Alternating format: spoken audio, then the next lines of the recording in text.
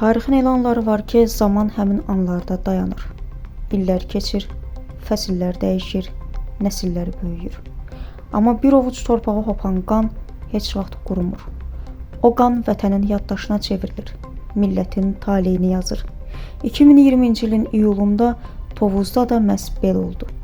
Səngərlərdə yalnız silahlar yox, eyni zamanda anaların duaları, ataların ümidləri, körpələrin sabahı, bir xalqın namusu döyüşürdü. Hər mərmi səsi vətən deyə ucalır, hər əskər addımı tarixə çevrilirdi. Düşmən sərhədimizi sınağa çəkdiyini zənn edirdi. Bilmirdi ki, bu xalqın sərhədi tikanlı məftillərlə deyil, oğullarının sinəsi ilə qorunur. General Polad Həşimov və onunla çiyin-çiyinə döyüşən igidlər son dəfə gözlərini vətən səmasına qaldıranda bəlkə də taleylərinin necə bitəcəyini bilirdilər. Onlar ölümdən qorxmadılar.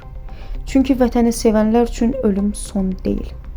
Ölüm adını əbədiyyətə yazdıranların başlanğıcıdır. Şəhid xəbərləri yayılanda Azərbaycan ağladı. Amma bu məğlubiyyətin gözyaşı deyildi. Bu qisas andı içən bir millətin gözyaşları idi. Həmin gün küçələrə çıxan insanlar yalnız bayrağı yox, şəhidlərin əmanətini də çiyinlərində aparırdılar. O gün milyonlarla ürək eyni ritmlə döyünürdü. O gün Azərbaycan bir yumruğa çevrildi və elə həmin gün zəfərin yolu başladı. Çünki böyük qələbələr əvvəlcə xalqın ruhunda doğulur. Sonra o ruh Füzulinin azadlığında danışdı. Cəbrayılın sevincinə çevrildi. Zəngilanın nəfəsində yaşadı. Qubadlının dağlarına yayıldı. Şuşanın qayalarında isə qalib xalqın səsinə çevrildi.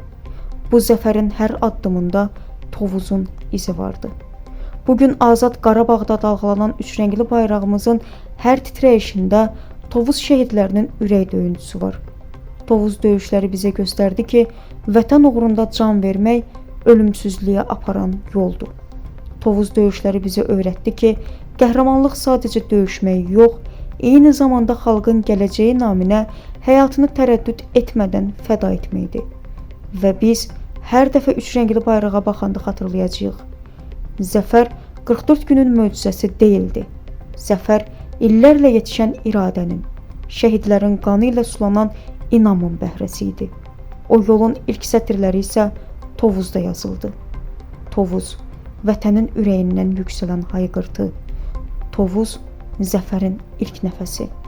Tovuz, Azərbaycanın əyilməz ruhunun əbədiyyətə həkk olunmuş dastanı.